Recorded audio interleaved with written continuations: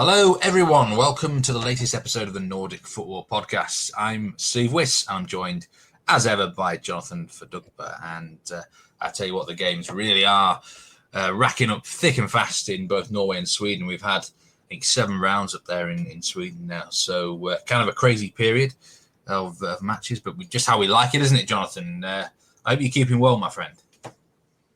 Hi, Steve. Hi, everybody. I'm doing well, thank you. And as you say, it's been a busy week. We've had 2 rounds, so plenty to get our teeth into and keep us busy.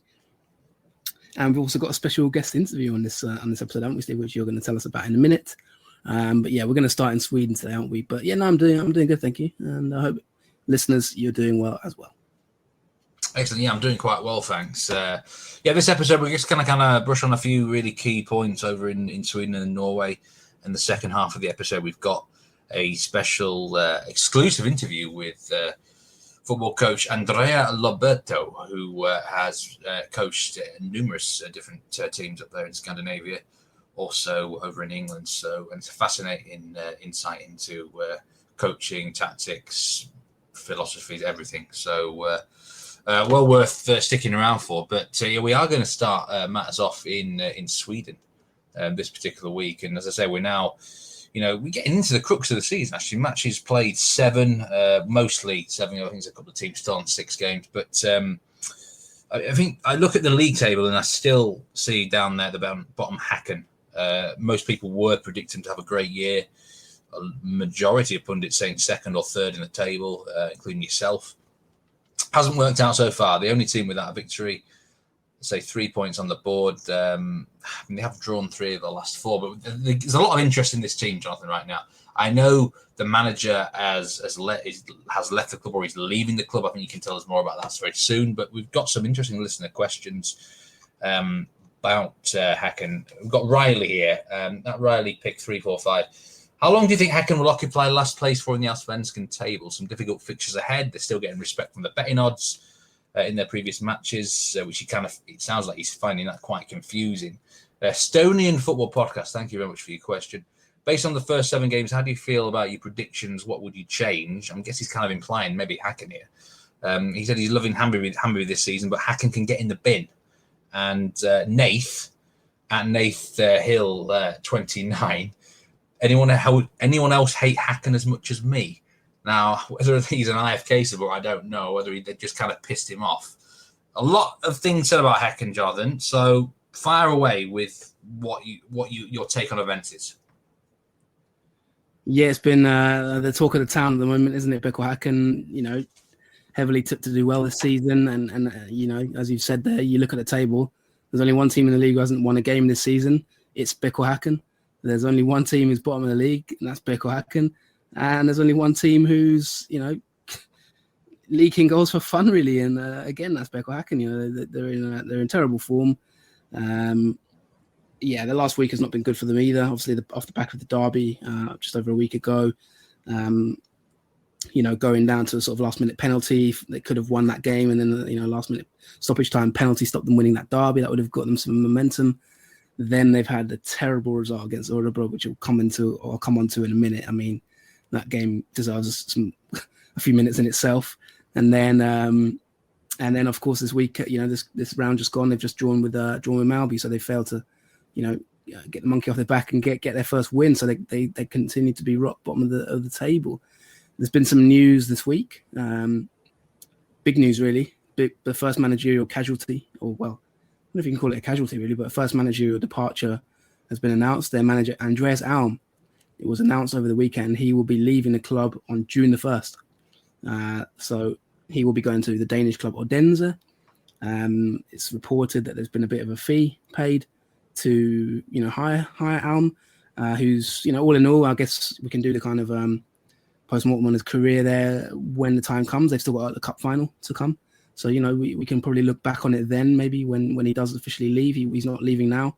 He was in charge for the game against Mjällby today.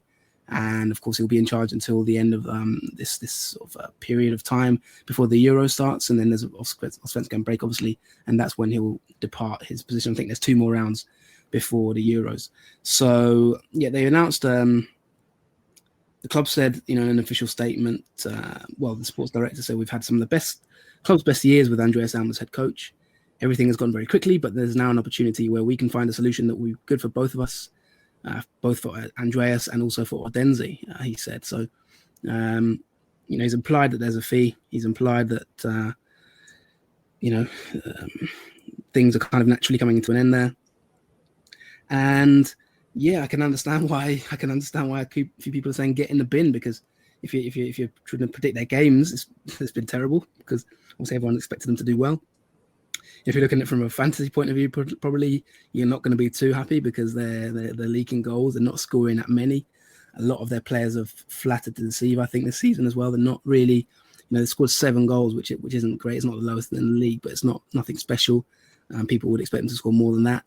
And some of their players that I've tipped on this podcast to have a good season, they've not started the season well at all. I mean, I think of Leo Bengtsson. He's in my 10 to watch. He's just not got going really this season. He's had 1 or 2 injuries, not really been great. You look at Tobias Heinz, who a lot of people thought would do really well.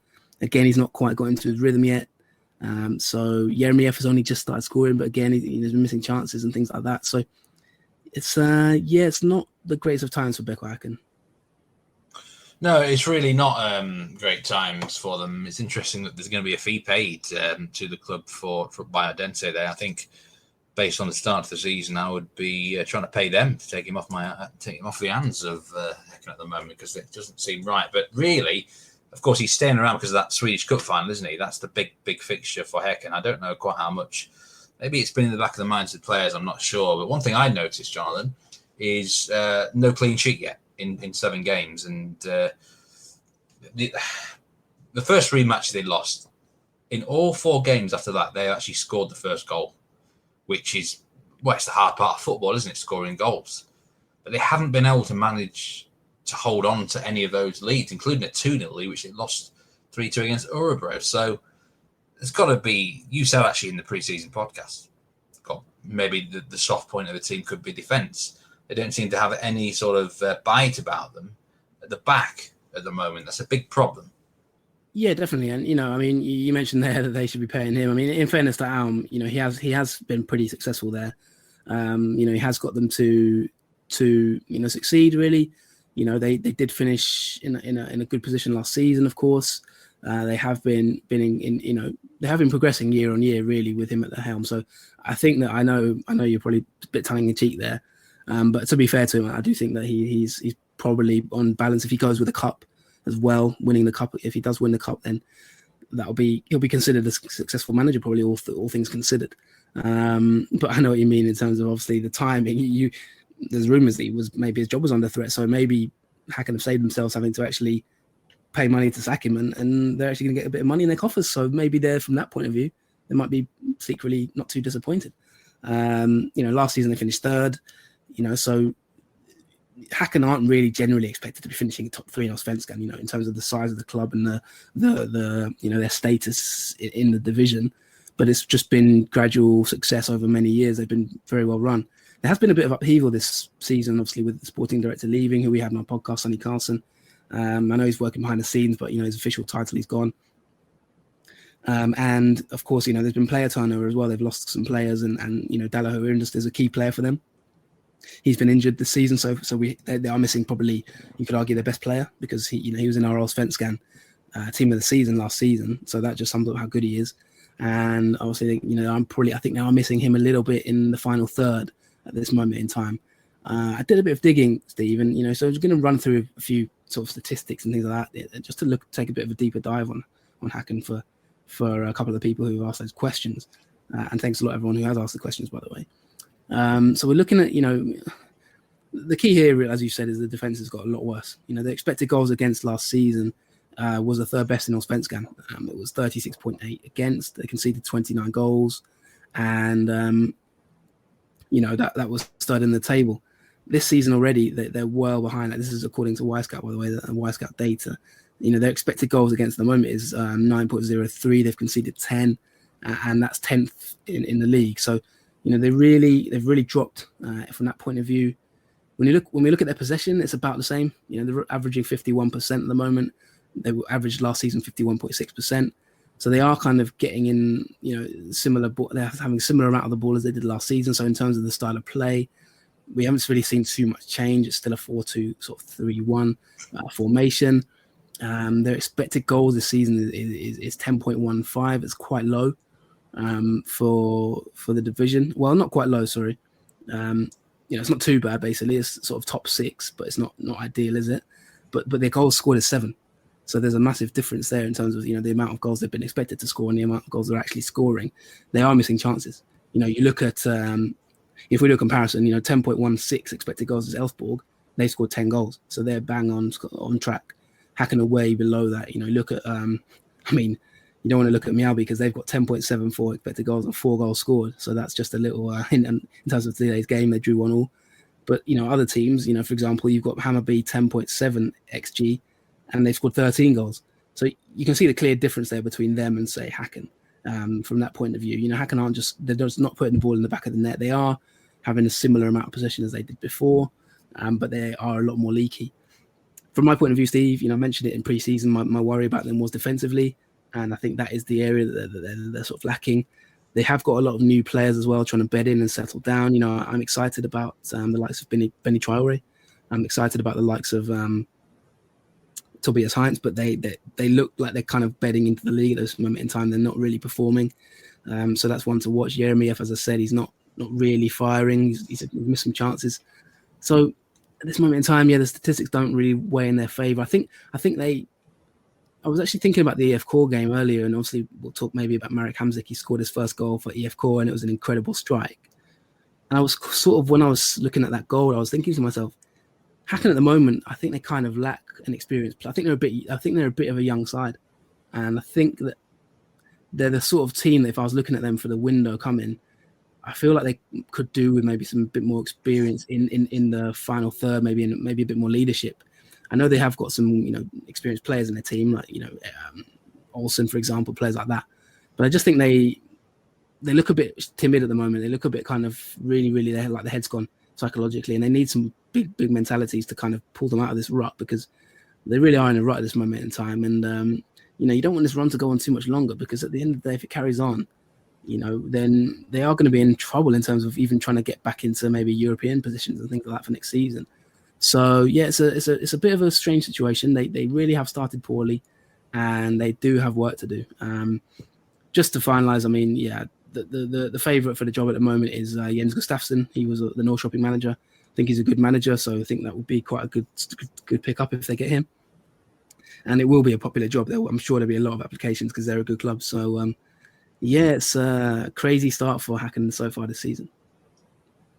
Yes, I watched Mjällby against Häcken, and really there wasn't much going on in the game until Jeremiev scored for Häcken.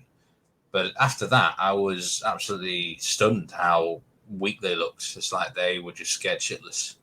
They took the lead and they became really this timid creature, and Mjällby kind of pounced on it. And Mjällby, really, if they were kind of any good at finishing, they would have probably took the lead 2-1, to be honest. They were massively struggling against set pieces. And then, towards the end, they were dangerous on the counter-attack, Häcken, but it's like they lacked belief.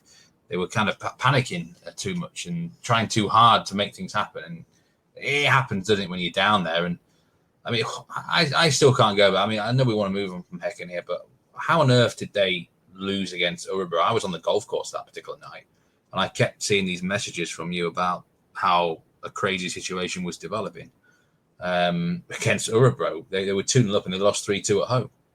How on earth did that happen? Yeah, good question. I'm still not quite sure myself that game. It's probably the best game I've seen this season so far. It was an unbelievable match. Before I get into it, I just want to say in terms of Häcken, Mjällby, the game just played today, I'm not sure if any, our listeners, if you listen to us on patreon.com/Nordic Football Podcast, but we do previews of the weekend's games coming up, and we do pick our sort of our tips for the week. And I did say in that preview show that, Mjällby, I think, will be just physically, they'll give Häcken a real strong game. And I think that's where I didn't really think Häcken would have much of a chance in terms of getting 3 points. And I was looking at the stats earlier from the game, and, Mjällby put in 19 tackles in this game to Häcken's 6. They had 15 interceptions to Häcken's 1.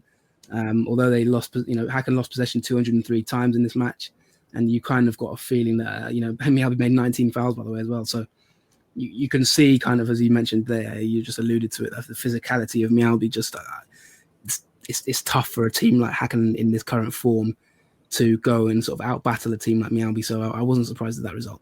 The Örebro game was just ridiculous, to be honest. I couldn't believe what I was watching. They were totally in control of the match. It looked to me as if they were going to win it easily. I think I even tweeted, I think this game could end 5-0 if they can take their chances. They were creating chance after chance at 2-0. They looked confident. And, you mentioned psychologically and that kind of thing. And as soon as they conceded the first goal, it was panic stations. They just looked like rabbit in headlights. It was a bit controversial because Heinz, I think it was fouled in the build-up, and it wasn't given. I think in the age of VAR, actually, that would have been potentially ruled out. Örebro got up the other end from that, and he's on the floor, and they score. And then it's 2-1, and then they turned it around with 3 really, really good goals, to be honest, for Örebro. And of course, at that time, Örebro were one of the bottom teams in the league. They hadn't won a game. That was their first win. So it's sorry, it was a second win. Sorry. It's a crazy turnaround. It really, really was. Häcken just completely bottled it. That's the bottom line, really. I've never seen a team go from just so comfortable to losing it in such a short space of time. And really that kind of summed up their season so far. It's just that kind of, in 18 minutes, they've gone from 2-0 up to 3-2 down. There was 2 goals in 2 minutes towards the end, Martinson and Hummer, 82nd and 84th minute.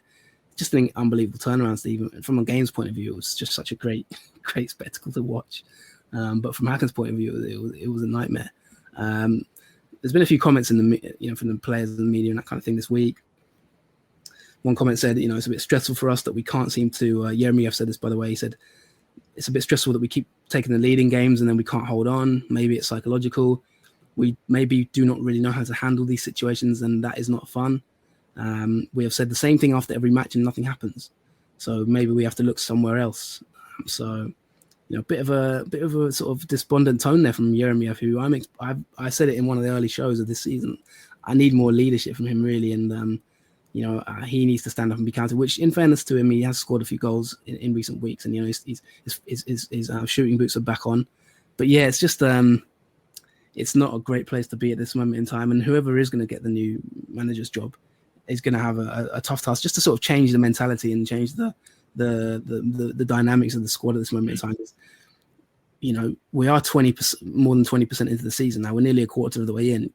You don't want to end up in a relegation battle, do you? I know they're only a few wins away from getting well clear of it, but football's a funny game, and you can get sucked in quite easily if you're an experienced squad with underperforming players.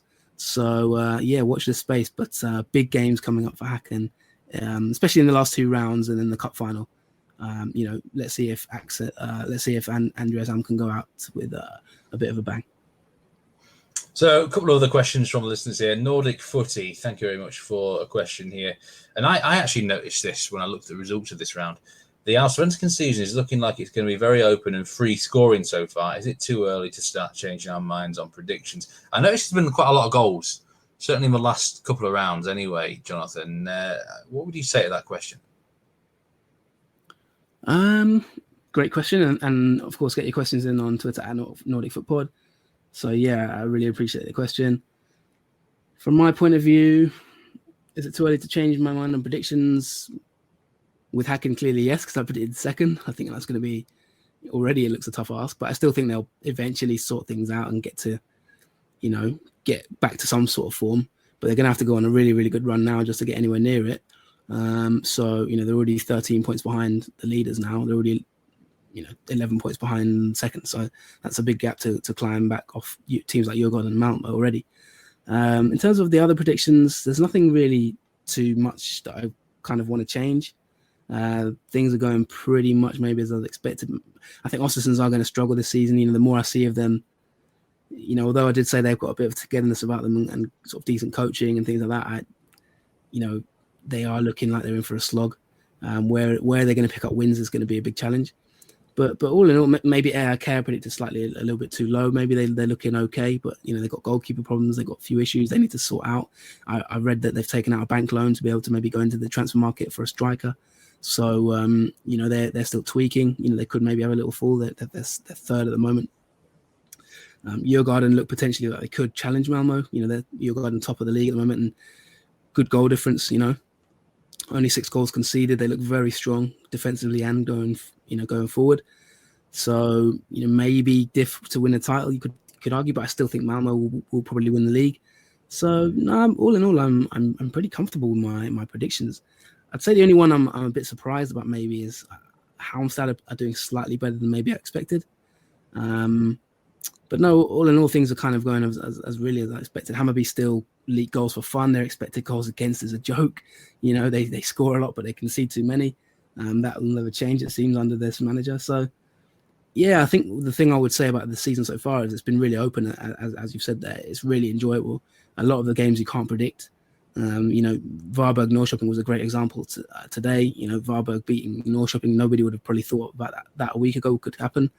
And really, Varberg gave them a bit of a pounding as well. By the way, it wasn't like a fluke result or something. It could have been 4-0 at halftime easily. So it's quite open. Teams, I think the tactical flexibility that we've spoken about on the previous episode. Teams are playing in different styles, different formations. We're seeing different ways of thinking. We're seeing sort of players stepping up. So no, I've enjoyed the season so far. I think it's been really, really refreshing. And I know it's only 8 fans in the stands, but just that little bit extra in terms of fans has made a small difference in my opinion, even if it's very small. So yeah, we're sort of looking okay, and the season looks quite sort of well balanced and not too easy to predict. So yeah, I'm really enjoying the season so far. I've noticed, and I don't actually have any statistics for this, but I've noticed quite a lot of comebacks in the Allsvenakan this season. It's like the first goal, if you get even 1 or 2 goals ahead, it doesn't mean you're actually going to win the game. And even in matches where someone would say 3 up, I've seen a few games actually end something like 3-2. So is there something about teams having more belief about coming back, or it's a league where, as I say, it just seems like you're not guaranteed to win if you do get on top? Yeah, I think in terms of goal times, I've read a stat that says sort of 31 goals so far. I think that's 22% in terms of the league has been scored in the last 15 minutes, which is the highest percentage of any sort of period of time in the game. So there's clearly kind of like goals are changing games late on. There's clearly a trend of kind of the early parts of games are a bit more, less goal scoring. And then as the game goes on, the chances of scoring goals increases. So yeah, it's definitely, second half goals are also higher. 57% of goals are scored in the second half. At this moment in time, 78 goals have been scored in the second half compared to 58 in the first half. So I mentioned it on the Patreon pod. If you're looking for in play, I would say get to half time and assess things. I think there's some value in sort of going over 1.5, over 2.5 at half time. Some of these games are kind of 1-0 or 0-0, and then suddenly they burst into life second half. So I think there is some value there for people who may be thinking about it from that point of view. If you're over 18 and that's your what you fancy. But no, I think it's just because we've got quite a well-matched league here, Steve. I don't think there's any real standout teams in terms of way better than anyone else, like maybe say Bodø Glimt in Norway. You got teams like Djurgården who are very solid teams, but they can still lose. They've lost 1 game, obviously, against Degerfors, no one expected. Malmo may be looking a little bit more vulnerable than they did last season, but they're still strong. And what I like about the league this season so far, Steve, is the teams lower down the league, they're not there to just defend. It's not like maybe in the Premier League, for example, where you've got teams who are just happy to take a point and don't really go for it. Teams are really going for it no matter where they are in the table. And that's why you've got Häcken bottom of the league, because I'd say maybe Örebro aside, every other team, Örebro have only scored 4 goals and Mjällby as well, 4 goals, but Mjällby still give it a go, but they're just more of a physical, robust side. As I mentioned, their XG is still quite high. But every other team really, Steve, tries to go for it, no matter where they are. Degerfors playing at 3-4-3, they go for games, they try and attack. Halmstad, when they're at home, they're no spring, they're no silent lambs kind of thing. They've gone for it and they've got wins. Beating Elfsborg away today, I never would have seen that coming, for example.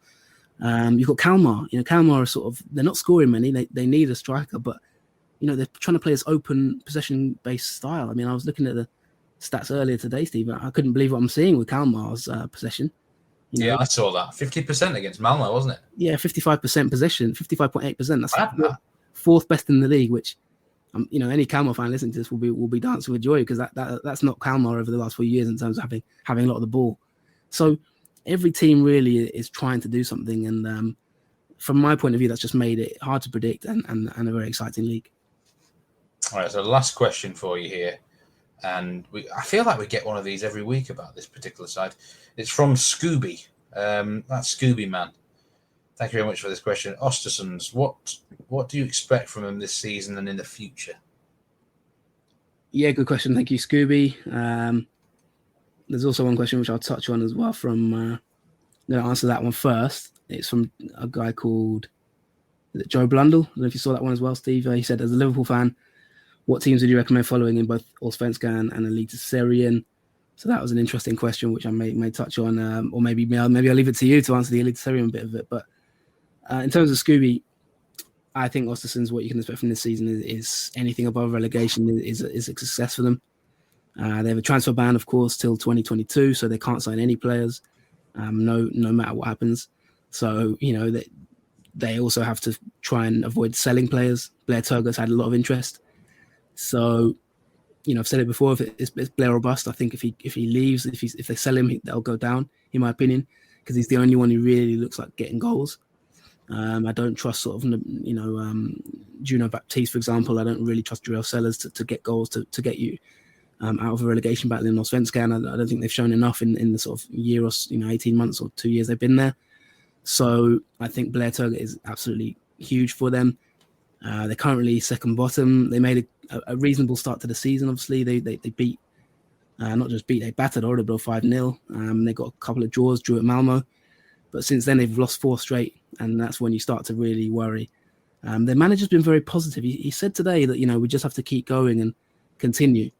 And I'm pretty sure he said that last week as well. I thought it was like Groundhog Day when I was reading his comments. Very sort of sanguine and relaxed about things. Doesn't seem that bothered at all. To be fair to them, they have had tough games. Djurgården away, AIK at home. I think Mjällby is a tough place to go. They lost there as well, 1-0, and it was. I think that was quite a bad loss for them, really, because that's the sort of game. I think the worst thing for them was 90th minute against Varberg losing at home, because that's the sort of team they need to be beating, really. And I think that was a disaster to lose the 90th minute goal when they were 1-0 up already, Östersunds. I think when we look back on the season, we could be looking at that. That was maybe the day they went down. I know it's a bit early, but Varberg are sort of down there. So I think they're direct rivals in terms of going down. So that could really be decisive. They don't have much creativity, really. They have that 5-3-2 shape, and they're going to be quite defensive and just try and eke out points. 8 goals scored, 8 goals conceded. So I think we can expect them to bravely battle as much as they can to fight relegation. And I think what we can expect in the future, if they go down, they're in massive trouble, because they've had financial issues, they've had problems, and if they can't sign any players till next season, then it's worrying for them. But enjoy them while you can, because this might be their last season in Allsvenskan for quite a while if they can't manage to stay up. And just in terms of Joe's question, there was an answer actually that someone gave where he said that another Joe, I think. So he said that he's compared them to Liverpool AFK, which is an interesting comparison. One that you could maybe argue is potentially accurate. He's mentioned Glenn Hussein, who's obviously played for Liverpool and is like an EFK legend. Obviously, we've interviewed his son, Tobias Hussein, on the podcast. Glenn Hussein, played for Liverpool. I think it was the 80s. And so if I was saying what team would I recommend you following, it depends on if you want to support a team like Liverpool, I suppose. If you want a sort of a big club who wins a lot of things traditionally, historically, then EFK are probably a good side to follow. And they've also got that European success as well in the past. So maybe EFK would be a good one. Interesting one. Interesting answer there. Going back to Östersunds, I agree with you. They've had a tough fixture list. I look at that and I'm thinking there's not really too many games that we can expect them to get that many points out of. So, obviously the Varberg loss was bad, but they're not getting smashed, are they? And it's not. I mean, they've only lost one match by more than one goal. So, I'm still going to be optimistic about Östersunds as well. I've still got a gut feeling you might be right about them actually in your season preview that they can just hang on by the skin of their teeth. And as for Joe's question, the question is, as a Liverpool fan, which team would you recommend following in the Allsvenakan Eliteserien? I'm just trying to think of the team in the Eliteserien as the most whiniest of fans, and the most moaning of fans. I jest. Well, sort of. Bran, maybe. I feel like there's quite a lot of Bran fans who are Liverpool fans. I think there's a connection between the two clubs as well in a similar sort of way. But yeah, I think Brand feels quite right actually for Liverpool fans, I would say. Well, you've done well there to get us a one unfollow, Steve. Congratulations as a Leeds fan. Typically up front as ever, but yeah, I mean, from my point of view, I quite like that comment, but I am a bit biased myself. But to be honest, when I think of just my own personal point of view, when I think of Allsvenskan, I often think that EFK quite like Manchester United. To be honest, both have had rough times of the last sort of 3-4 years in terms of not really been that successful. And obviously they're traditionally big boys in the league, and they've got that sort of history, and that they are considered a big club. I kind of feel AIK give me Liverpool vibes, to be honest. So I'd lean towards saying AIK if it was my own personal opinion, but I can see the case for EFK as well, to be honest. So maybe flip a coin, or maybe we can ask our followers on Twitter themselves. But yeah, I personally see EFK as a bit more like Manchester United. Maybe it's because they played each other in the 90s, and I remember those games that they played in Europe back in the day. So it could be that. But yeah, I tend to think of Liverpool as being more of an AIK myself. Yeah, I can be a bit of a shit stirrer sometimes, can't I, Jonathan? I suppose We're always up front, Steve, which is why we every club has fans that fucking are whining at it, so I'm kind of a bit tongue in cheek there. But I do, joking aside, I think there is quite a lot of Brand fans who support Liverpool. They're both red colours. They both got cities by the coast, a bit of a working class sort of background. And like I say, I feel like Brand haven't had as much success as Liverpool have in the past, but they've won leagues. There's a lot of passion there, and I think that's a good sort of link there between Liverpool and Brand. I would say I can't really think of anyone else particularly from there. It just feels about right to me. Great stuff. I think I don't know if we have any time for any more questions, Steve, or should we wrap up part one because we do have an interview coming up, don't we? Yes, we're going to move on to the Eliteserien section now. We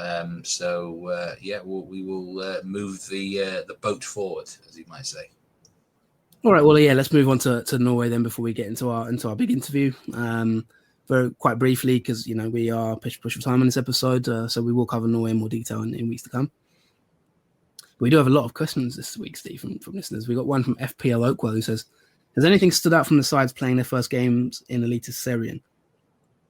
We have covered, obviously, the first couple of rounds on previous shows, but in this most recent run of games, Steve, anyone caught your eye? Has there been anything, particularly from this past sort of week's results, that has raised an eyebrow? Yeah, thanks for the question, FPL Oakwell. Actually, thanks for you send quite a lot of questions in, and often some very interesting ones. So it's great that the interaction there. And I think he just has to playing their first games. I'm actually going to talk about some teams that literally was their first fixtures, and it definitely stood out to me. Sandefjord, Mjøndalen, and ended 3-0 Mjøndalen. Sandefjord looked really poor. I know it's the first game, but they already look like relegation fodder to me. I'm kind of already. I mean, I said they were going to finish rock bottom, didn't I, in the season preview? And I saw nothing there to suggest otherwise. They look still really poor. That definitely stood out with me. And there was the 16th of May fixture. I must say there were quite a few surprise results. And you know what? Every year this round does me in. I think back probably the last 10 years, and I've been doing betting predictions and everything for 16th of May. Right, it's usually around about round number 7 or 8 in a year. And strange things happen on this day in Norway, Jonathan. It's the day before the Constitution Day. And I've always put it down to like full houses, teams really up for it and things like that. That's not the case now. Only a certain amount of fans are in. It's only early in the season, but still the strange results happened. It's like the equivalent of the Boxing Day fixtures in England, and some inexplicable results happens. Usually, though, results can be explained, but I certainly couldn't really explain what happened at Strom's Godset Lillestrøm. It ended 3-1 to Godset, and this one completely flummoxed me, to be honest, because they totally deserved the win. They could have probably had more goals, and as I say, it's the one that it's left me baffled. It's left me scratching my head over the last 2 or 3 days as to what on earth actually happened here in Godset, because I would never have seen this coming in a million years. Great stuff. And I'm going to move it along because we do have quite a few questions for you. So I want to ask you another one, Steve, quickly. Should Brann be panicking? 10 goals conceded in 3 games, only 1 scored, and that's from BenJack94 at BenJack94. Thank you, Ben J, for your question.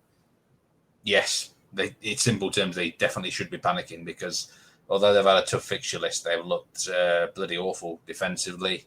They're not offering much going forward either. 1 goal scored. Dauda Bamba did get a goal in the first game of the season, but once again, he's missing chances. Jonathan, he's missed a couple of one-on-ones.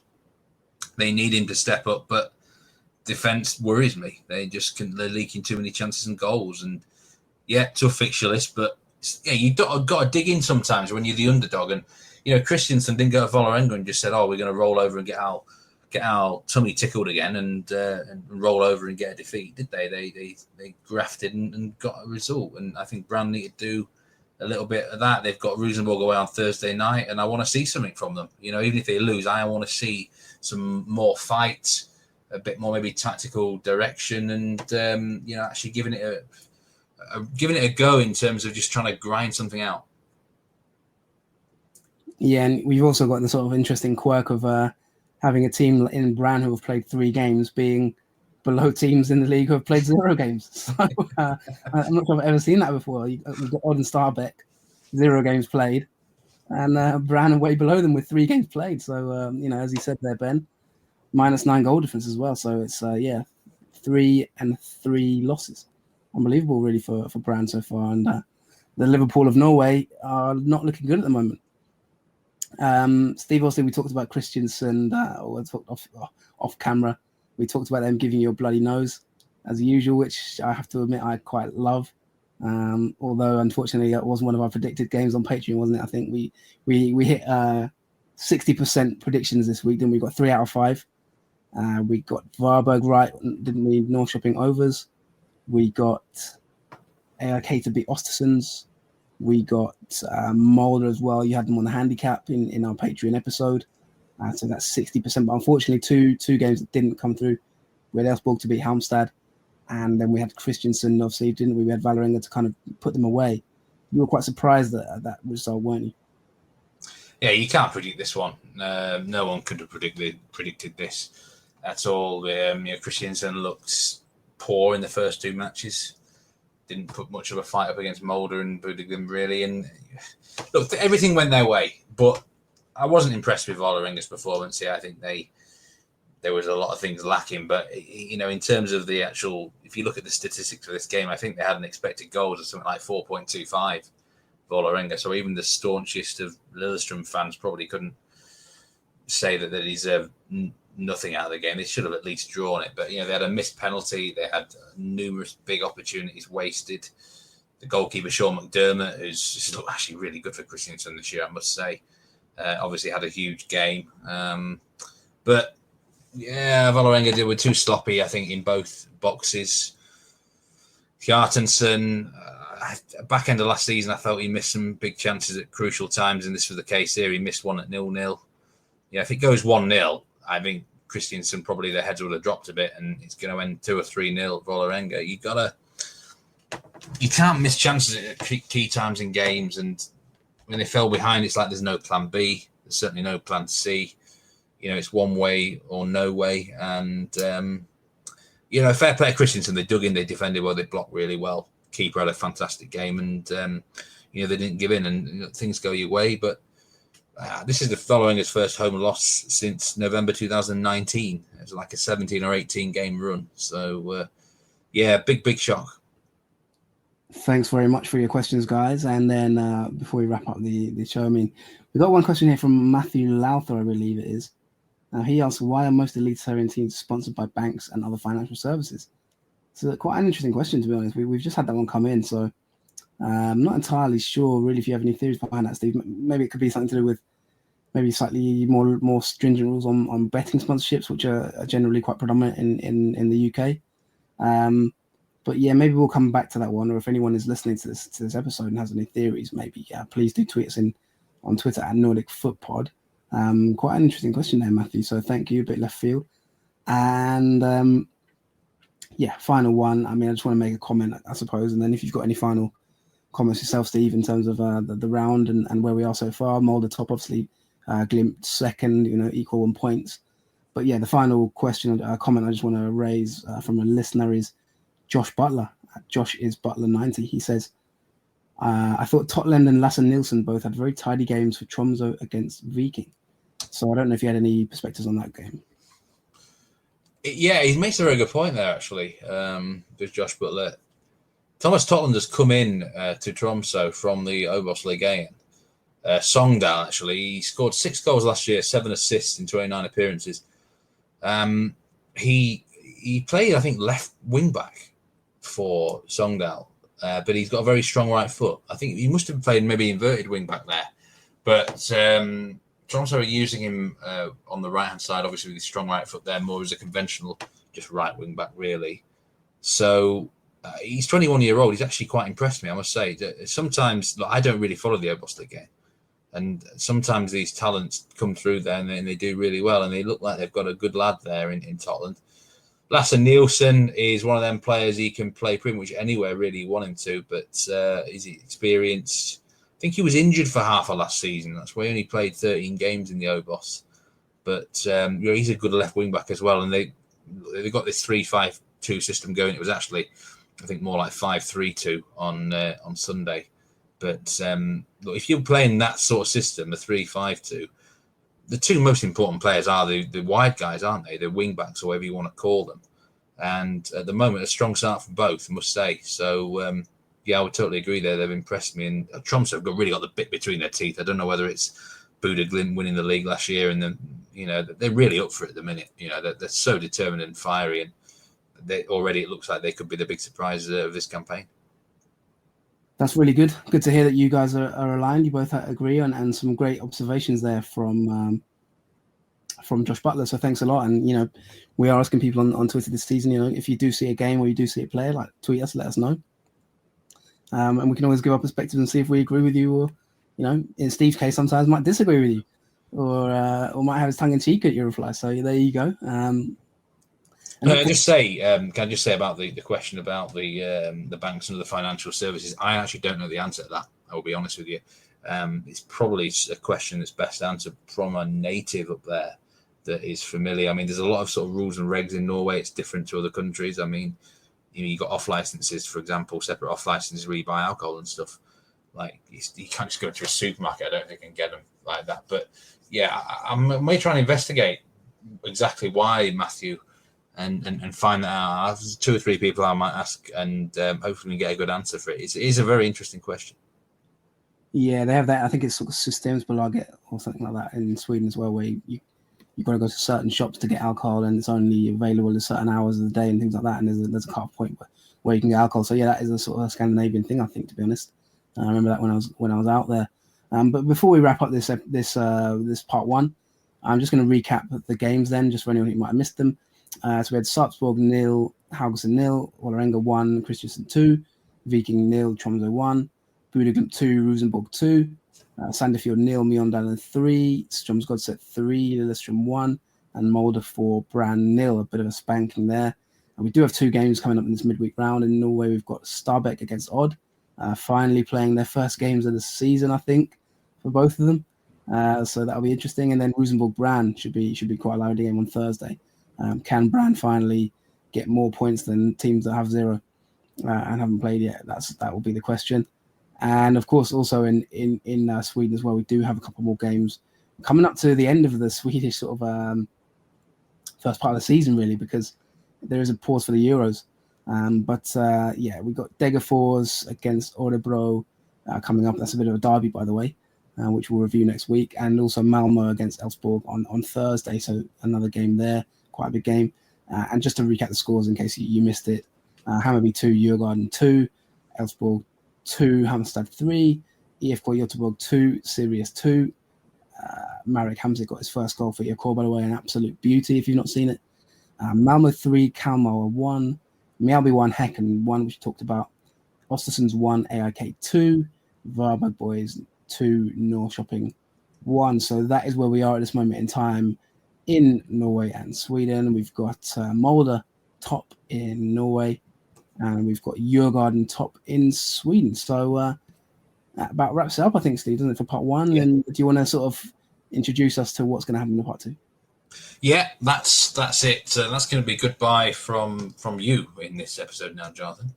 And the second part is going to be an interview with Andrea Loberto, football coach from the Scandinavian region, Italian football coach who's been up there. So, yeah, it's quite an in-depth interview. So, we'll have a little bit of a break and then we'll go straight into the interview. But I will say goodbye to you now, Jonathan, from this episode. That's me tuning out. So, yes, thanks a lot, guys. Follow us on Twitter at JFFootball if you fancy it, FUTBOL if you've got more questions. And we shall be back next week. We may have another Patreon episode, but if we don't, then obviously go on patreon.com/Nordic Football Podcast if you want to tune in for our bonus content.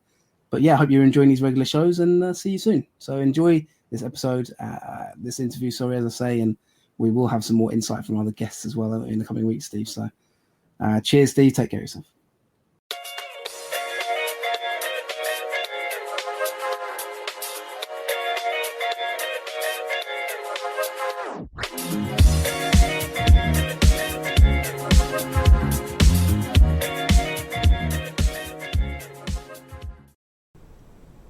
And on this edition of the Nordic Football Podcast, I'm delighted to be joined by Andrea Alberto, who is a football coach who's been involved in many different clubs in Scandinavia and in Europe. Andrea, thank you very much for coming on the Nordic Football Podcast. I hope you're well.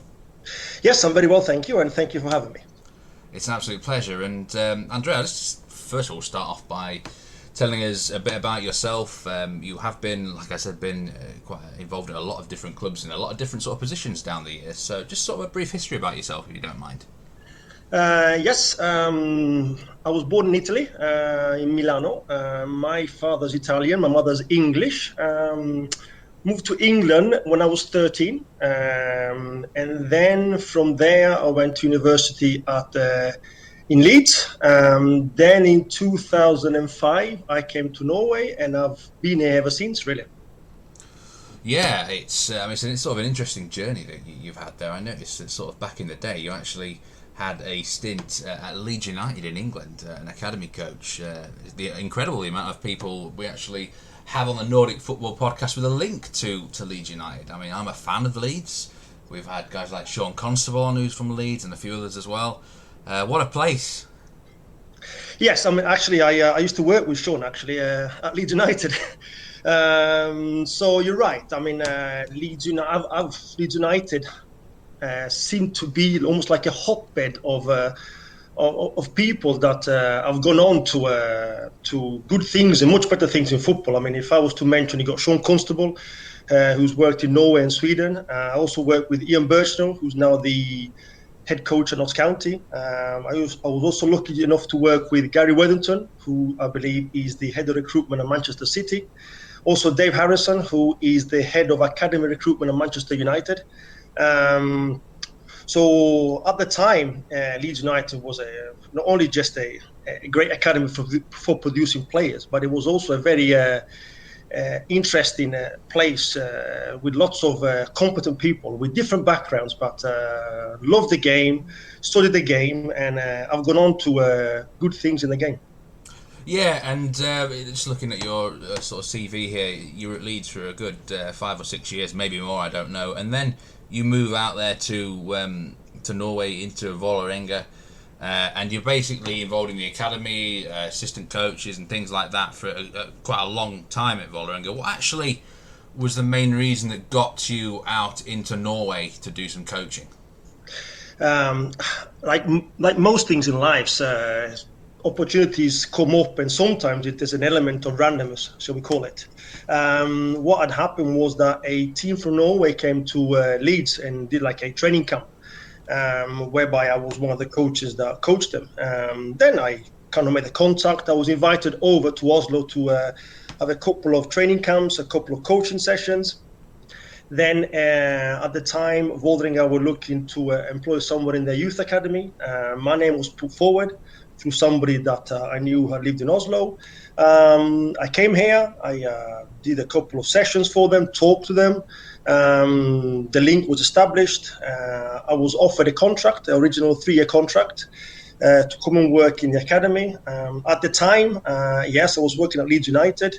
I wasn't married. I had no family connection or ties in England. So the timing was right. I took a bit of a chance, really. And to be honest with you, I've never looked back. It's been a great adventure that hasn't finished yet. Yeah, and what actually, in the first place, got you into football coaching? Because I'm right in thinking you were quite young getting into this sort of thing. So was it just simply a case of studying at university? You knew what you wanted to be very early in life? Or did just something fall your way that kind of got you to become a coach? My journey into football is a little bit less than the average journey. Didn't have a professional career as a player. I played semi-pro in England. I actually studied economics and public policy at Leeds Beckett University, which is not the normal, so we say, course to go into football. But football was always the passion. It was that really was the main drive in me, really. So the coaching started off really by being a community coach at Leeds United Football Club. There we were delivering coaching sessions in schools, doing holiday camps, football camps. From that, I then progressed to the academy, where I was there for, I think it was 4 or 5 years, worked with the under 9s, 10s, 11s. I also had a bit of a spell when I was also working with the Leeds United Girls School of Excellence. And basically from there, it went on. Of course, you start doing your coaching badges. You start with your basic one. I think I took my first ever coaching badge in 1996 at Norwich City, because my parents lived not far from Norwich in East Anglia. And from there, basically, I progressed up to now having the UEFA Pro license. Interesting stuff. It really is. It's fascinating to hear how the many different journeys that coaches and managers actually have to get into football. And Leeds Beckett University. I remember I used to go to Leeds University, the main one. I actually studied environmental energy science. Would you believe, of all things? It's a great area to learn. It's a real hotbed for learning and talent, like you said before. But I tell you what, I want to really talk to you in detail about something now, because we always get so many questions about this in general. It's about this sort of Norwegian golden generation of talent, of young talent, which is now coming through, making sort of the national team, well, potentially, hopefully, a force in the next few years. And it's not always been the case, though. This is certainly something that's sort of come up in the last sort of 5-6 years, maybe a little bit longer. But I know you spent quite a lot of time in academy coaching, obviously at Leeds and then at Vålerenga, Rosenborg, and I'm sure you have great knowledge of the other places that you've been at. I mean, what do you think's changed in academy coaching and in the last sort of 10, 15 years that's enabled Norway to now produce this golden generation of talent compared to what it was in the past? I mean, you're right. In many ways, it's almost like a rebirth of a new generation of players who are actually now going on to dominate on the world stage.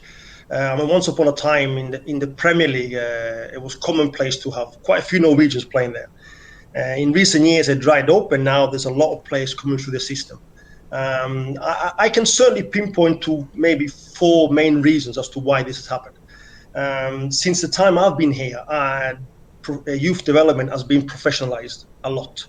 When I first came to Norway, it wasn't commonplace that a lot of youth academies had full-time employment. This meant naturally that a lot of coaches that wanted to get into football or make a career out of football had to go into the senior game, either male or female. But certainly over the last few years, 5, 6, 7 years, there's a lot more full-time opportunities within academies. I mean, for example, Stabæk, they have full-time coaches going down to the under 9s, under 10s. Bodø/Glimt, who won the Elite Series last year, they also have a big and a very competent staff. They actually, I believe, have brought in a few coaches over from England to try to improve the competence level. So certainly this professionalized environment has created more job opportunities, which of course in turn has meant there's a lot more competent people working with players for longer and from a younger age. That would be the first one. I would also say that the Norwegian Football Federation introduced something they call Landslagsskole, which is basically a very detailed football educational program. Within this, you got a clear philosophy and DNA on the types of principle of play they want to teach the players. They got position-specific requirements and a very detailed methodology of how to work with the players. Now, this is implemented at district level, regional level, and at national level, which has helped develop and kind of identify and nurture the future national team players from under 15 all the way up. Something that was introduced in 2019 was also something that is called an academic classification system. A little bit similar to what they got in England with the category 1, 2, 3, and 4 academies. Now, this was introduced to really boost and take player development at youth team level a level up. It's basically a cooperation between the Norwegian Football Institute and the clubs in the top 2 divisions in Norway, to basically come up with specified criteria, so that you basically have a standardized platform for the development work going on in the youth academies. This has meant that, of course, a lot of clubs have really stepped up the game. And it's commonplace now to have, academy managers, to have a senior player development coaches, to have individual player developers working with the different age groups, having physical coaches working with the individual groups. So basically, this has really boosted the work going on already in Norwegian football. And of course, I think the final thing for me would be that Norwegian kids now have Norwegian role models, whereas once upon a time, Messi and Ronaldo were the world stars, and you probably only had those type of shirts running around in Norway. Now, basically, Ada Hegerberg and Erling Braut Haaland are world stars. So it kind of inspires Norwegian players to see that even if you come from Norway, you can actually become a world star and make it at a very good level. So I think a combination of those 4 things has really boosted the development work in Norway, and as you said, produced this kind of golden generation that there's a lot of expectation around. I think that's a great answer, and I think for the first time maybe I'm starting to actually see now a really, really much more clearer picture as to how and why this is happening. So I think it's fantastic to hear from someone like yourself who's been in there and understands perhaps why this is now occurring. And do you think Norway is almost ahead of the game now compared to the other Scandinavian nations? Is it really, even compared to Denmark, is it producing potentially better players? I mean, if you take football in Scandinavia as a general, you will probably place the Danish league and certainly the Danish national team at a higher level. Sweden have also got a reputation of qualifying for tournaments, World Cups or European Championships. Unfortunately, Norway was unable to qualify. But on an individual level, certainly Norway has taken enormous steps forward. Like you said, it's commonplace now to find their players in the top 5 leagues across Europe, really. And not just being part of the squad, but actually playing regularly and actually dominating the world stage. If I was to compare, for example, the leagues, I mean, you got the big clubs in Norway, the likes of Rosenborg, Molde, for example, and even Bodø/Glimt, actually. They have no problems whatsoever competing in Denmark and Sweden, and they will be at the top there. What I might say is that maybe the Danish league in general might have more of a wider quality, but certainly the top teams and certainly the top players have taken a huge step forward. Yeah, we often get that sort of question as well. What's the best league, especially between Sweden and Norway? And we often, I think the way I see it is that the top sort of 4 or 5 in Norway are very strong, and perhaps sometimes a bit of a gulf to the rest of the division, sending the teams in the sort of bottom 5 or 6. Whereas somewhere like Sweden, it's probably more competitive division, the Allsvenakan across the board.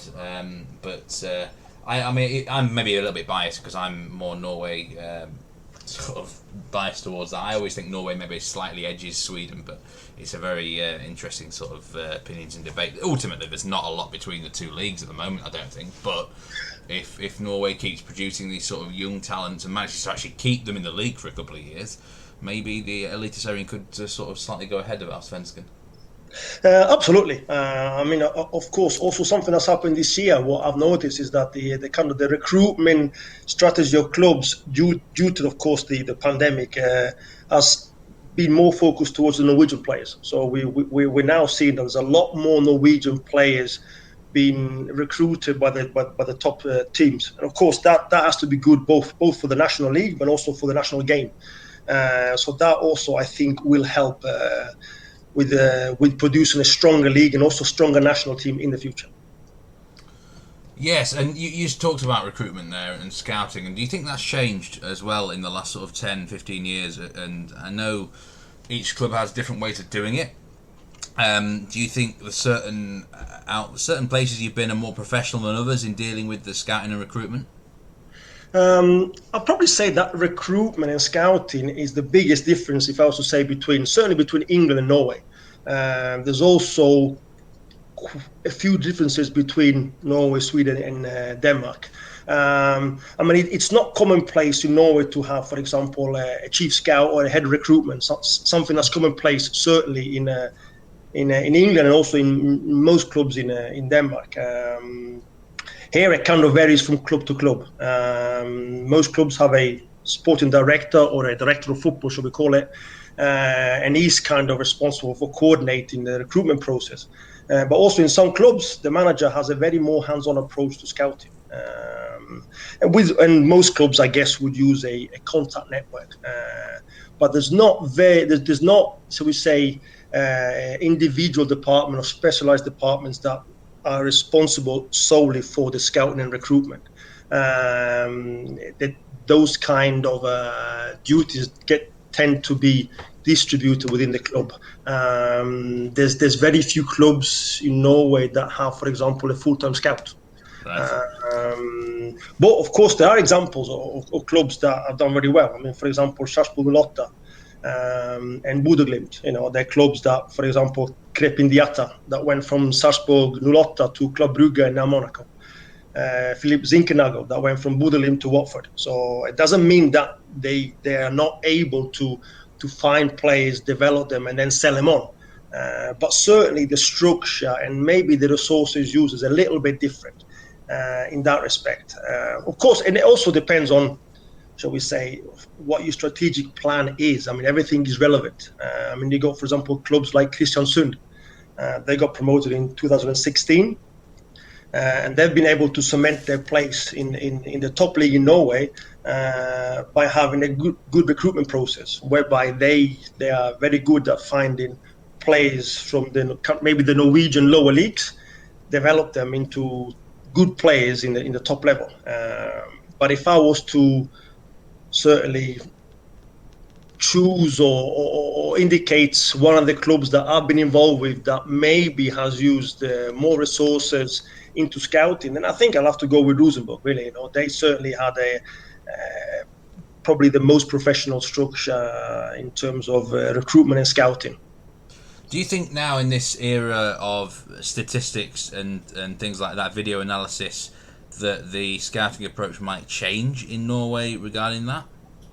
I think it has already begun to change a little bit. I mean, in the bigger leagues, it's commonplace that they have statistical models. They employ technical scouts, video scouts, analysts, because of course, with technology making such progress, it has facilitated scouting and player identification, and that of course is used maybe even more nowadays that there's a lot of travel restrictions.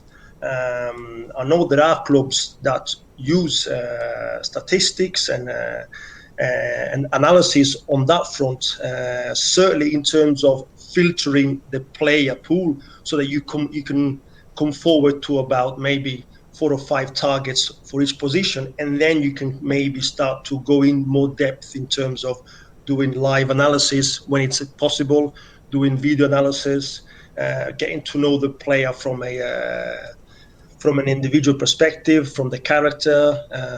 So I think a lot of clubs have begun and are using data certainly to filter and come forward to a narrower list of players that they can really go in more depth. Just going back to the youth sort of players and the great talents that have been coming through, who would you say, you personally, who's the sort of the best 2 or 3 players you've ever coached under the age of 20?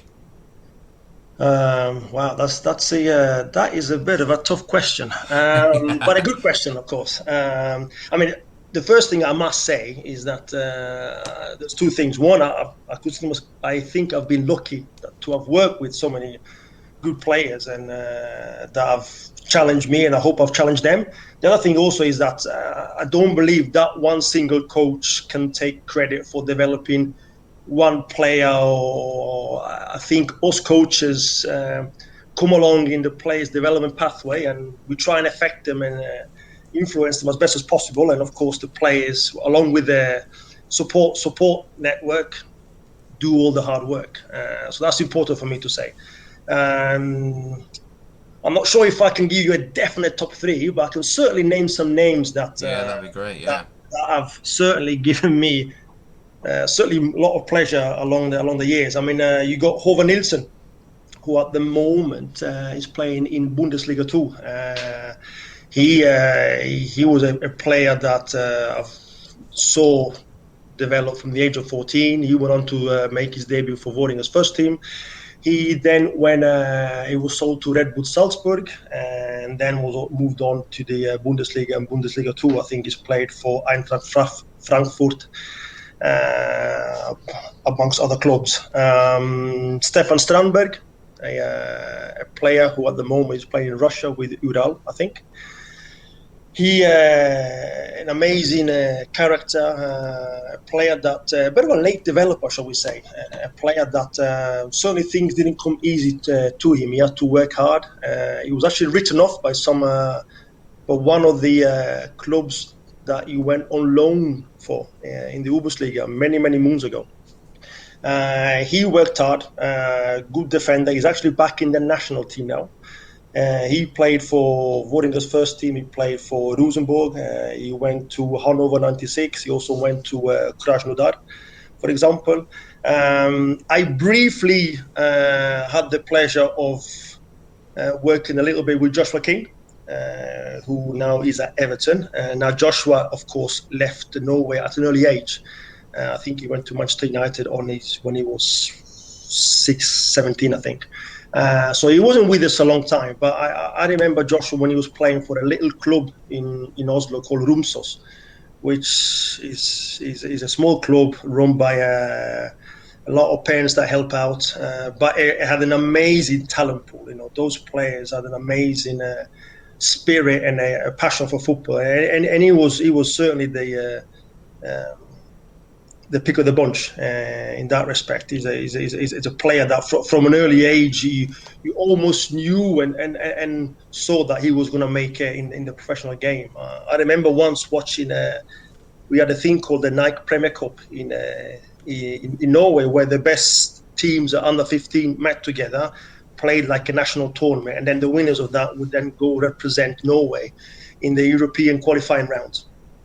And at the time, Joshua was playing for Romsås, and I think his team got knocked out in the semi-final. And I watched the final up on the gantry, and he was sat there watching it, and had a quick chat. And I said to him, "Are you disappointed?" And he goes, "Yeah, a little bit, but don't worry. I'll be back next year to win the tournament with Vålerenga," because he was playing a year above. And true to form, he signed for Vålerenga the year after, and he came back, took part in the tournament with Vålerenga, and totally dominated the tournament. And Vålerenga won the tournament, and then went on to represent Norway. I think it was in Holland. So he had this mindset and this ability that made him stand out from an early age. You've also got Giyas Zaid, a fantastic technical player. He again a late developer, quite maybe slight in physique, developed after a while, but great ball control, great ability on the ball. He went on to play for Vålerenga's first team, and then he went on to play for, I think, Apoel Nicosia, and also played at Panathinaikos. So there's certainly some of the players that stand out. You've also got players at Rosenborg. It's great to see Alexander Sørloth, who may not have got many chances at Rosenborg, but went on to Bodø/Glimt, did really well there. Then, of course, went on to Turkey, a little stint at Crystal Palace, and now he's, of course, playing in the Bundesliga with RB Leipzig. So that's some of the players. A really good selection there. And if we think about sort of three major types of attributes of a young player or any player, physical, mental, and technical. When these youngsters are growing up, what's the most important thing you look at, really? Because do you need someone that's obviously naturally technically gifted? You got the physical side, which is probably they've got less control over because everyone's body sort of develops at different times, and then they've got the mental aspect. Do you think the mental aspect is the most important thing? Has the player got to really want it? I think it's certainly important that we begin to look at players not from bottom up, and from up down. And with that, I mean, you look at the head first. You look at the head in terms of mentality, type of character.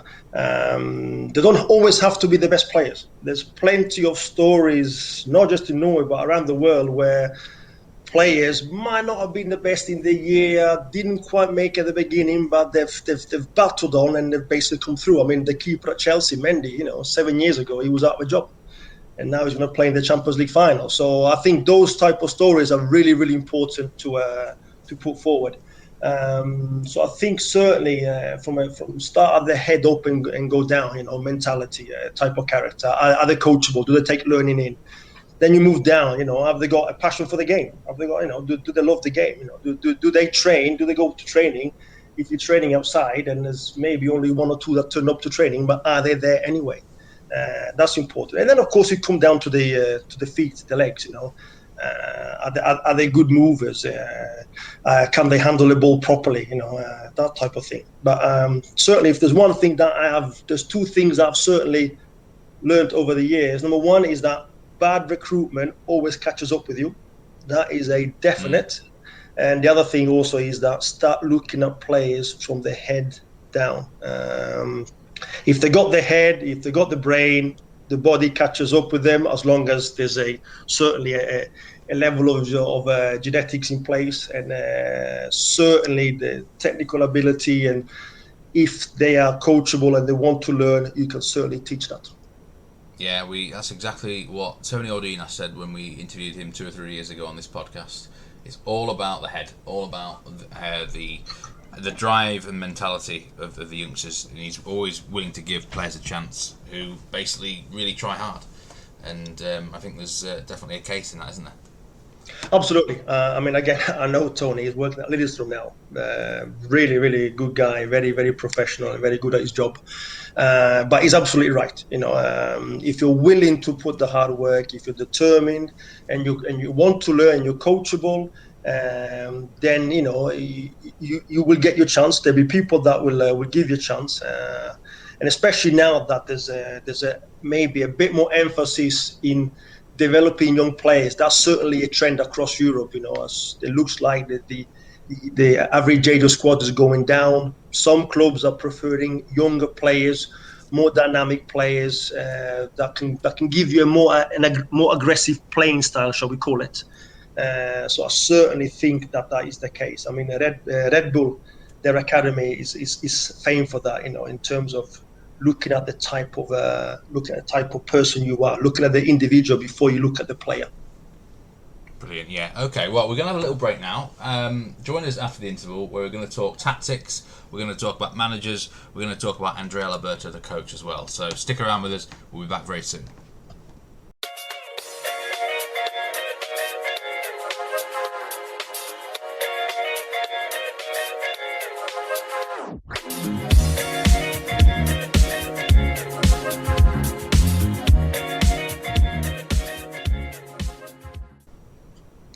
Welcome back to the Nordic Football Podcast. I'm Steve Wiss, and on this episode I'm joined by Andrea Alberto, a fantastic coach up there in Scandinavia. Andrea, are you enjoying yourself so far on the Nordic Football Podcast?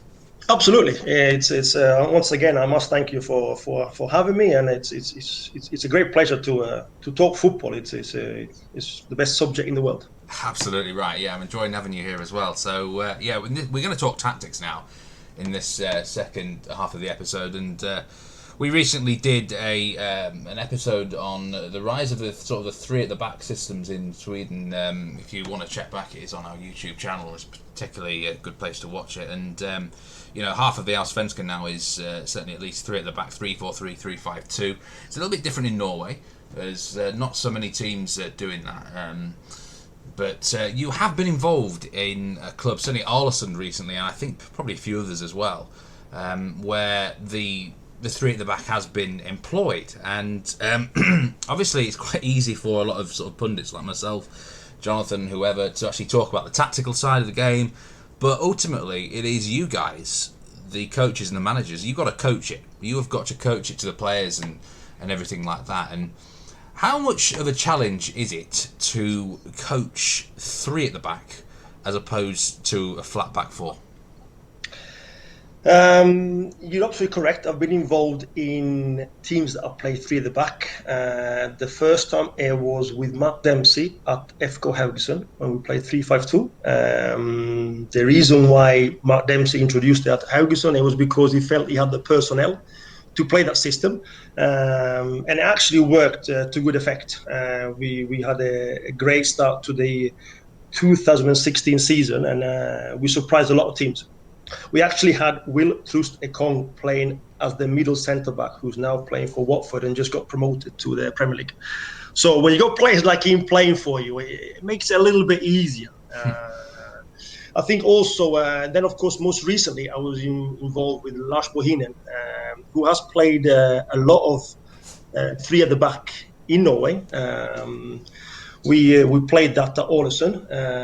We had a lot of success in the Obos-liga, which will be the league below the top league in Norway. We just missed out on promotion in 2018, lost in the playoff final against Stabæk. But actually in 2019, we actually got promoted. We got the record number of points in that league, and we won all 15 home games in that season there. But then we came up to the Eliteserien, which is the top division in Norway, and things didn't go quite as well. But it has to be said that at the end of the day, it's all about the players.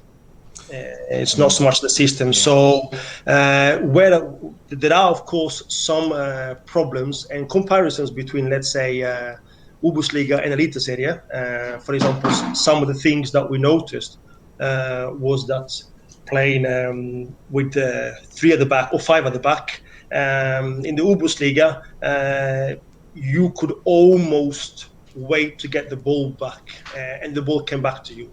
Whereas in the Eliteserien, sometimes when you were five at the back, you tended to stay in the back five a lot longer due to the quality of the players, and you had to almost go hunt the ball more often than just lying there and waiting for mistakes. Mistakes didn't quite happen as often. But also, I also have to admit that the team that got promoted with in Ålesund in 2019 was a different team to 2020 that played Eliteserien. I'm pretty much convinced that if we'd have kept the same team and got promoted, we would have had better success with playing three at the back. We would have definitely had some of the issues that we encountered, but I think we would have had better success with it, both because the teams would have been used to it, the system, the principles of play, the dynamics in the team, and also because the individual quality of the players was probably a little better in 219 than 220. That's what I would say. It's interesting that you mentioned Mark Dempsey there. He basically comes into the club and he realises he's got the personnel to play the system. Do you think it is? I mean, you say it's always about the players there, so you couldn't just say you walked into if you became manager of a club tomorrow, I don't know, let's just give the example of, say, Starbek. You would actually assess the players first. Even if you were someone who was obsessed about playing three at the back, you would look at the players first and decide whether you could do that system. Yeah, I think. I mean, Starbek actually haven't got many defenders, so I don't think three at the back at the moment might suit them. Although they've just got Simen Bamberg from Tromsø at the moment. You would have to look at the players. I mean, I believe football is moving away from formation and systems. Yes, you have a starting lineup. You have a base formation you work from. Some coaches have a preferred formation, of course, yes. But I think systems and formations are very static in nature. I think football is more dynamic. I do believe that in the future you got to move away from formations and think more in terms of preferred shapes and structures with and without the ball, and also depending where you are on the pitch. Systems are important for maximizing your player's skill set. Like you said, Mark Dempsey came in, he saw that you could do well with three at the back, so you set it up. But I think it's a lot more important to focus on the habits of the players, the tactics, your principles of play, how you want to play the game. It's more important than formation. I have to agree with Jesse Marsh. I read an article and he actually came out with the following. He said that if you understand the habits, the principle and the tactics, you can be flexible in your formation. Now, of course, you can't change from week to week and so on. And of course, coaches like him do work with elite players who may take things in quicker. But I do believe that you're seeing more regularly now that teams tend to have a certain structure or shape when they attack and a certain structure and shape when they defend.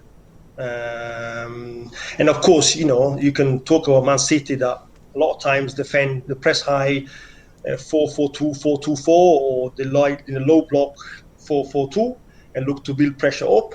But offensively, they have a completely different structure and shape, often creating overloads on the ball side to isolate on the opposite side, for example. Now, I know people are going to say, yeah, but Guardiola's got the best players in the world. But I think whatever happens at the top does filter down in the system. So, for example, now we're seeing Ullskisa, who play in the Bundesliga, who are going to try something similar, defending a 4-4-2. High or low, but when they attack, they're looking to get three players in the first line of pressure against the first line of pressure. One single pivot, two wing backs, shall we call them? Three players in the hole and one up front. Now, is that a formation or is that a certain shape you want to use to attack in the spaces you want and also to utilize the players you have at your disposal? So I do believe that. I think the modern game is certainly characterized by flexible tactics, dynamic systems that often change from game to game or in the game, and also semi-positions. I mean, there's been talk about the false nine. That's one thing, but the role of the fullback has changed now. And you also see a lot more asymmetric structures. So it might be that on the right side, you attack in a certain way, but on the left side, you attack in a different way. Again, I watched Vålerenga against Rosenborg at the weekend, 1-1 it ended up. And when Usame Sahuri played as a left interloper, which would be a box-to-box midfielder in a 4-3-3, he wandered a lot. He had a bit of a free role. So when the ball was on the right side, he often wandered to the right side and created an overload on the right side so that they could release Aaron Dunham or the fullback. But when the ball was on the left side, then the right-sided box-to-box midfielder, he stayed more on his side, looking to get in the box. So I believe football is going down that road, definitely. Yeah, and do you think the players themselves have got to be kind of on board with your ideas, though? Because, for example, say you moved to a club that was normally 4-3-3. Say Budeglimt suddenly hired myself, Steve Wiss, as manager, and I went up there and I said, right, we're doing 3-5-2. And I brought a load of coaches in. So I brought you in as a coach, and I said, right, I need you to train these players to get used to this system. How difficult would that be, do you think, to get certain players who are used to playing one way to suddenly playing another one? I mean, it would depend on the player, I guess, won't it? But in general, what do you think? I certainly would. I think you would have a massive problem up in Budeglimt. I'd be surprised if you get through to the recruitment process for the job. Are you something? No, but I totally understand what you mean. I also have to say that in Norway there's a lot of focus on formations. It's starting to shift a little bit. There's a lot more talk of principles, game models, how you attack and how you defend, different use of space. But there's a fixation on formations. Whereas maybe in Denmark and Sweden, there's not such a fixed obsession with formations. You know, like your podcast, which I really enjoyed, about the back three in Sweden. Teams there vary a lot more. I also see that in Denmark, some teams might change from game to game. Of course, you need to have the players that understand that and are able to reproduce it on the pitch. But again, I think if you start talking about how you want to play the game and talk about your principles of play instead of going straight in formations, then I think then it's a lot easier to be more flexible or have a flexible approach, both in terms of tactics but also in terms of game plans and in-game management. With regards going in and changing a total structure, I think as a coach, as a manager, you got to start with the why. I think that's essential. I think certainly one thing that we are noticing now, not just in football but also in society as general, is that people, the new generations coming through, I'm not sure if I'd say they're more intelligent, but certainly they have more knowledge. There's more knowledge available to them. Anyone can go on the internet now and find out how Liverpool press 4-3-3. You can download whatever you want, and then you have knowledge of that. What this means is that you might get questions more. What this also means is that people are more aware of what's going on, so they want to know why. Well, why are we pressing like this? Why are we doing this? So I think the why is very important.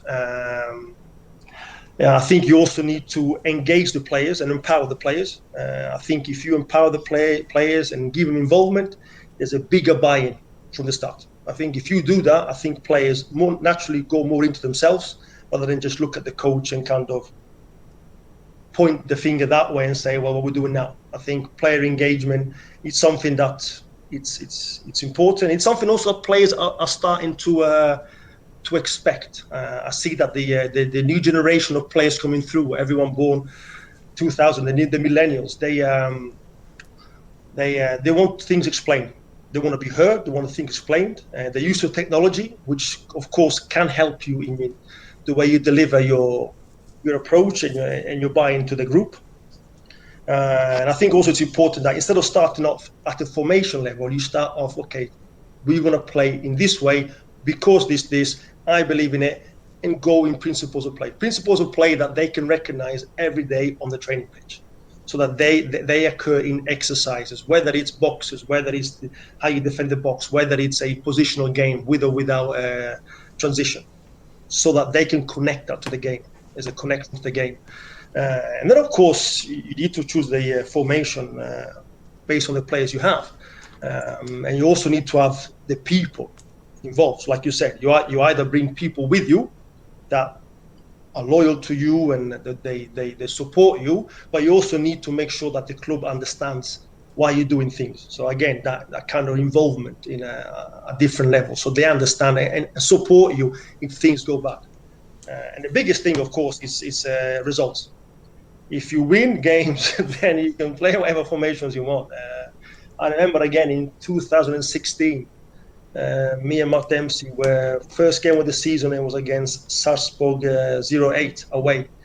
A difficult ground for most teams at the time. And I do believe that Haugesund hadn't won an opening game in the league either ever or for a very, very long time. So, of course, we go down there, tight game, but we win 1-0. Now, of course, belief goes through the roof. One thing is confidence, of course, but then all of a sudden, players believe in what you do, players get the buy-in, it's off you go all the way. And of course, the next game, I think we played Allsvenakan at home 1-3-1. So you cannot build momentum, really. So all of a sudden, the formation is not longer an issue. But whilst we're on the subject of formations, during the season in 2016, Matt Dempsey left Häcken. I took charge of the team as a head coach for the remainder of the season. We carried on the 3-5-2 formation. I think in my first game, we beat Viking 4-1. Actually, Ian Birchnell was the assistant coach on that day. A bit of a fortunate game. I think Viking had chances to certainly increase their lead at the time, but we won 4-1. We played 3-5-2. But as the season went on, I changed the system to 4-3-3 with the same players we had. And the reason being was a mixture of one, player availability in terms of the players that were available for the rest of the season, and also a little slight preferences in terms of how to set up the team.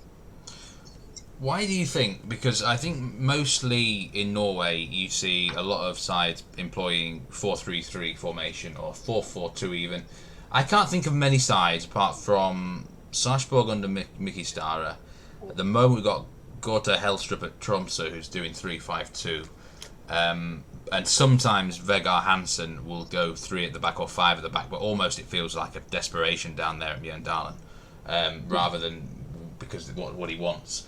Why do you think there's a reluctance for teams to go with a 3-man defence in Norway? Is it frowned upon a bit? It's certainly not a familiar formation. It's certainly not a formation that had success in Norway. We have to remember that Norway has a relatively young football history and culture, let's say, compared to England. Most of the way that people have grown up to think football, see football, understand football, comes really from 2 coaches and 2 teams. The national team under Egil Drillo Olsen that had great success playing 4-5-1 and qualifying for the World Cup, beating teams like Brazil and Italy along the way, and England, which was unheard of previously. And of course, Rosenborg, that had great success both at home and in the Champions League under Nils Häcken, where they played an offensive brand of football in his preferred 4-3-3 setup. So, of course, when you see those teams have success, it's natural that coaches and players associate themselves with that. And of course, they grew up liking it and thinking like that. So there's certainly an affiliation with, say, 4-3-3, and certainly not a 3 at the back. It'll be interesting to see this year is, say, for example, Tromsø, if they decide to keep playing 3 at the back and they survive. There's certainly examples of it working. Like I said, Sarpsborg have done it in Eliteserie, and Dempsey introduced it at Haugesund and had success at the beginning as well. So I think it can work. Like I said before, it's certainly down to the players. But again, whilst we're talking about formations, it's important to mention that it's players and it's systems. It's very commonplace now that you play with the back 4, but if you want to, if you're defending a lead, for example, then you make a back 5. You bring extra defender. If, for example, you're playing against a team that is good at circulating the ball, create lots of overloads, but have threats in behind. Play against Molde, for example. Then you might want to start with a back 4, but create what I call a false 5, when either a midfielder drops in the back 4 to cope with the extra width in defense. So Borussia Dortmund, for example, they were doing that when they played against Man City, where I think it was a Emre Can dropped in between the centre backs to make a temporary 5 to cope with the constant width, the constant runs, and the constant support that Man City gave them. And again, that kind of fits into my point about, you have a base formation that you work from, but it's more about your shape and your adaptable structures, whether you have the ball or you don't have the ball, and in what situation of the game you are, whether you're attacking, defending, you're in power play, you're in the last third, you're building up against high pressure, low pressure, those kind of things. I like that term, false 5. Would that basically be a role of like a halfback, sort of player who would drop back in from sort of defensive midfield sometimes? It can be. I mean, it's very common now to see it. For example, like the midfielder, the single pivot, one of the pivots, drop between the centre backs who split to make what I call a false 3.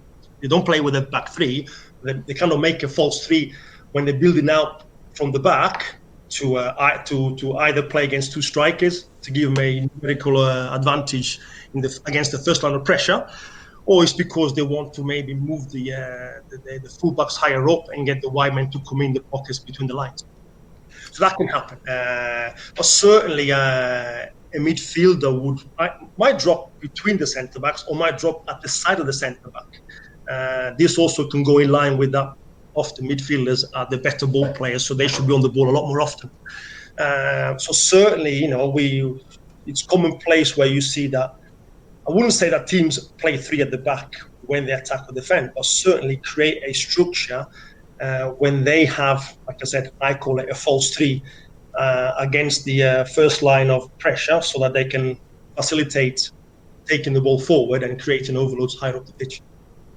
That's very interesting stuff. And now let's just move on to talk about sort of Andrea Loberto, the coach and the manager. And you've had a lot of different positions. You've also, like you said, you were sort of interim caretaker manager at Haugesund back in 2016. According to Transfermarkt, you were in charge for 11 games, average 1.45 points per game. Pretty good average there. Maybe they should have kept you on, Andrea, I don't know. But and then you've also were head coach of Fredrikstad for a season in 2017, and I'm sure we could have a 10-hour podcast talking about Fredrikstad, I'm sure, the way that club goes on. Now, what do you think then? Do you prefer being the boss, or are you sort of more preferred to be sort of in an assistant role? Like you mentioned before, I have had many different roles along my journey, shall we call it. And I actually believe that the diversity in the position has given me an in-depth understanding of player development, how people learn. Certainly prepares me for the younger generation coming through to the first team level. I do believe that the head coach of the future needs to really think about how they communicate and how they interact and how they lead a new generation, which seems to be a little bit more vulnerable and a little bit used to less direct communication and less verbal communication, for example. So I think the diversity in the role has certainly given me in-depth knowledge and also prepared me really for the later roles as head coach and assistant coach. My recent job was as assistant coach after having been at Fredrikstad, like you mentioned. That was perfect timing. It allowed me to work with Lars Bohinen, which I really, really enjoyed. A lot of respect for him as a person and as a manager, as a coach.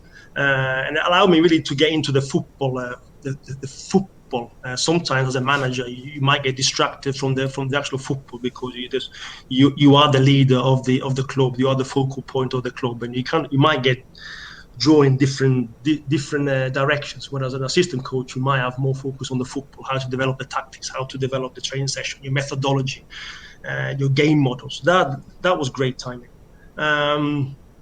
What the future holds, I'm not sure. I'll certainly be a passionate student of the game. I'll certainly be that, but we'll see. What sort of other managers and coaches do you think you take inspiration from? I mean, it could be someone you've worked with or underneath, or it could be just someone like, I don't know, Pep Guardiola, for example. Who would you say? You're full of great questions. I mean, again, lucky to have worked with some great players and some good football people that I've had the pleasure of learning from. If I could probably name 3 people that really stand out in terms of the ones I work with now. Of course, everyone you work with at this level has got great football knowledge. But for example, Lars Bohinen, who played in the Premier League with Nottingham Forest, Blackburn Rovers, and Derby County, he was extremely good at creating a high-performance culture. He was really good at creating that group dynamics in the changing room, out on the pitch, getting the players involved in and empowering them to take control and responsibility of the group. Kåre Ingebrigtsen, that worked at Rosenborg, also used to play for Man City, I believe. He had great man management in terms of how he handles some big names at the time at Rosenborg. You have to remember that has some good players, and his man management was very good. He got the max out of players and individuals as well. I would also have to mention maybe Martin Andresen. He is the ex-Norwegian national captain. He had an incredible winning mentality, and he also had an ability to contextualize ideas. He wasn't afraid to try something new, to see new ideas, but then bring it to the context you're at. Not just copy, but contextualize it to your context and really go for it. So that was really inspiring. From a distance, I'll probably have to maybe name. I quite like Jesse Marsch, the Red Bull Salzburg manager. Highly rated, isn't he, Marsch? I just think the way he is, when you see him do interviews, when you see his behavior with the players on the touchline, I'm not sure it's a motivator. I'm not sure if motivation is the right word. You could almost do a podcast just on is motivation the right word, but it certainly inspires people. He's got, he creates a mindset in his group of players that they really believe in what he says. I like the way that he defends on the front foot. And I like the way he kind of his ball orientation when defending, commit players around the ball to win the ball. I really like that. Of course, Marcelo Bielsa, not only has he taken one of my former clubs, Leeds United, back to the Premier League, but also the way he sets up his team, is the positional rotations and the dynamic movements of the ball are great to watch.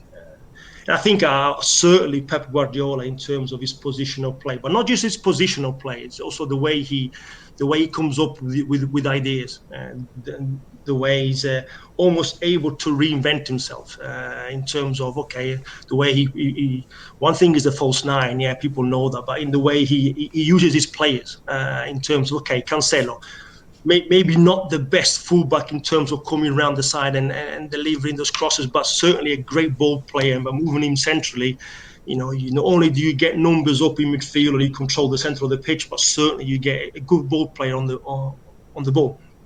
Certainly, that's certainly something that I admire. The way that you can look at your squad and stay true to your principles, your values, but maybe dispose the players differently, no matter what the formation is. And you briefly mentioned the future and that, and your ambitions for the future. I mean, where do you sort of see yourself in 5 years' time? Do you see yourself as this sort of manager? Do you see yourself as this, in a really sort of solid assistant role at a big club? I mean, are you open to working outside of Scandinavia again, or would you sort of prefer to stay in that region, do you think? Definitely open to work either within Scandinavia or outside Scandinavia. I would definitely recommend going abroad to young coaches. One thing is that the life experience, the culture experience, learning languages, but also the football experience certainly makes you more rounded, and it gives you a different perspective. So I would recommend that. But certainly, either working in Norway, in Scandinavia, but also outside Scandinavia, that would be something that I would definitely embrace. Again, maybe come out of your comfort zone to try new things and develop yourself even further. In terms of my role, at the moment I'm watching a lot of football, doing a lot of reflecting, a lot of writing, summarizing what I've experienced and reflected, which is it's both a very demanding but a worthwhile task. Sometimes we don't make enough time to reflect on things. But my new role, it'll either probably be either assistant or head coach. It's my career has kind of drifted towards that direction. And where can people find you? I don't think you're actually on Twitter, are you? But are there any social handles that people can keep, or some sort of blog or writing area? I must admit, I am very competent when it comes to technology. Having had different roles in performance analysis, I can monitor my way through performance analysis software very easily. But when it comes to my carbon footprint, as they call it, I'm not on Twitter, unfortunately. I don't write any blogs. I've thought about it, I must admit. I haven't done it yet. So at the moment, really, the only place they can find me is either through phone, through email, or on LinkedIn. Interesting stuff. You're kind of like a rare breed of bird these days, Andrea, where you're not on the main social platforms, which kind of, it intrigues me, I must say. It intrigues me. I kind of I quite like that in a way. I've been, I must admit, it's not necessarily a social standpoint that I'm making. You must understand it. It's something that I maybe never prioritize. But whereas now, like I said, I'm dipping into it much more. And certainly my friends and families are telling me to go out there and embrace everything that's out there in the big wide world, certainly the internet world. It's possible that I might make some appearances in the near future. Well, I'll say thank you very much for coming on the Nordic Football Podcast. That was Andrea Loberto. I'm sure we'll see you in a great role somewhere again very soon, and we wish you all the very best for the future. Thank you very much. And that is it for this particular episode. Thanks to Andrea again. Thanks to Jonathan. Hope you all enjoyed the episode. Remember, you can find us on Twitter at Nordic Footpod. Any questions at any time, feel free. You can find myself on Twitter at MeatmanSoccer. My co-host Jonathan Verdugba at JF Football. So yeah, that brings this particular one to a close. We'll be hopefully back next week to discuss more about the events up in Norway and Sweden. Until then, take care, stay safe, and goodbye.